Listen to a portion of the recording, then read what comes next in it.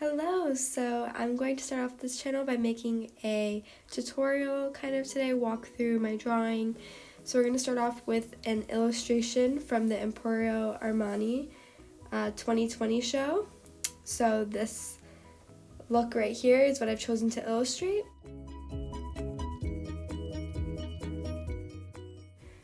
We're going to start off with a black pencil crayon.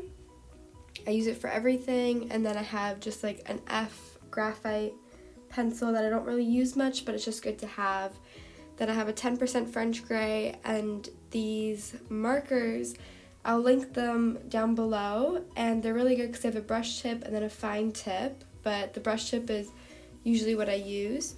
And I have 3 shades of that, and then also a white gel pen, which I just like to use for anything.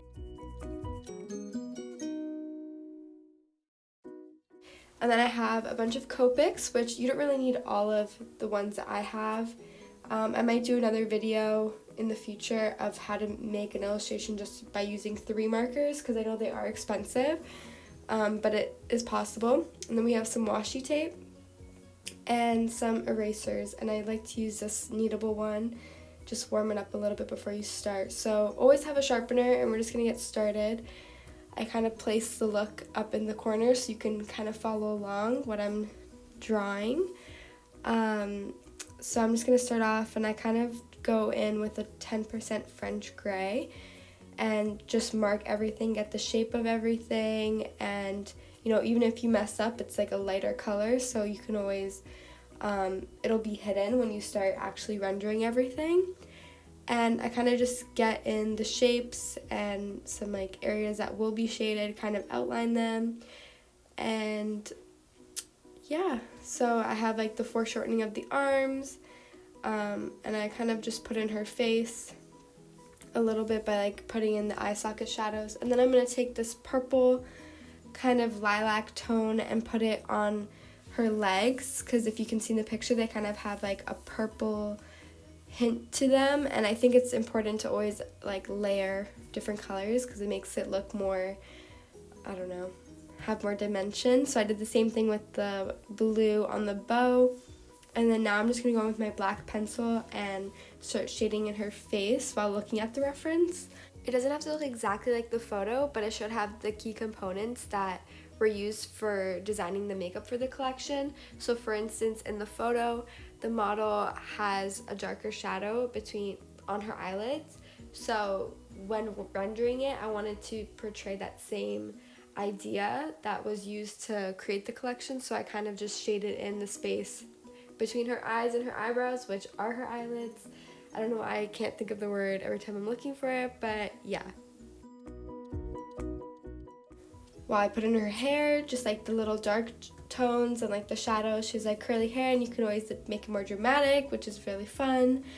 And then just start outlining her top. So her top is a black sort of velvet.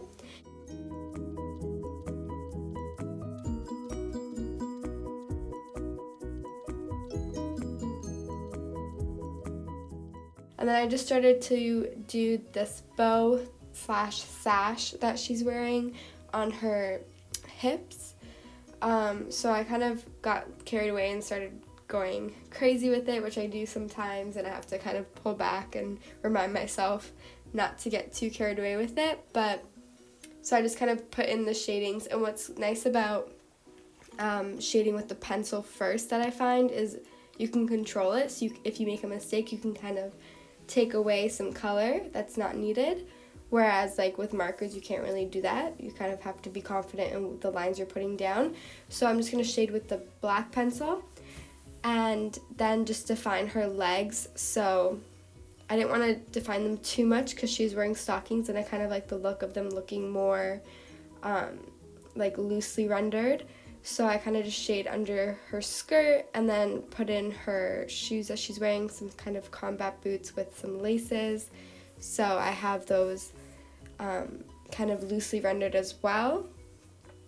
And yeah, so now I'm going to take this N4 Copic, which is drying out, so I kind of just placed it where it needed to be. And then I'm just going to get the C9, which is fairly dark, almost black, but kind of still gives you some room to layer. So I kind of just wanted to brush it the way that the fabric is going on the model. Because it's velvet, it's okay if it looks streaky. It's actually supposed to look pretty streaky because they have like very high and low lights and like in between shades. And then I'm going to take this 10% French gray and kind of go in for the highlights on top of the black. So it kind of gives like that like loose shine. And then I just brought the black pencil crayon back and just went darker in the shadows. And then the highlights had a little bit of a green hinge to them, so I kind of just added that with the pale sage pencil.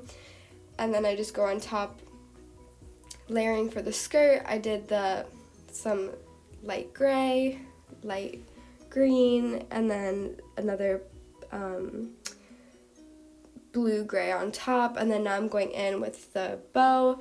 And when you layer the marker on top of the pencil crayon, it gives it like a nice look. Almost looks like as if the pencil crayon is not there. And then I just added her stockings in with a pale gray, put her shoes in. Just doesn't have to be perfect, you can just do it loosely.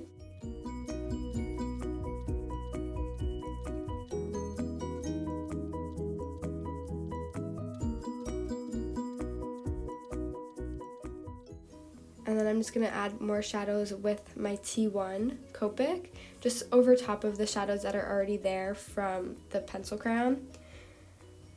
And then to make it more exciting, you can add some dimension. You can always add the washi tape, which I showed in the beginning of the video. And it's a really cool way to like add some depth to your walking figure.